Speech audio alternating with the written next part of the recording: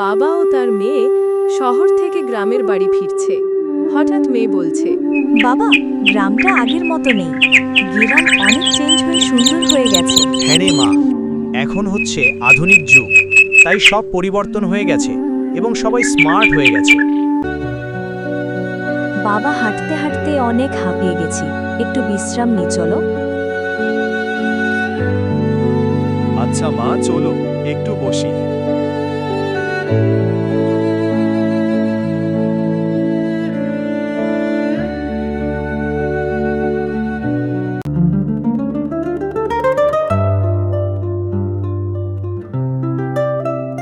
বাবা, বাড়ি চলে এসেছি।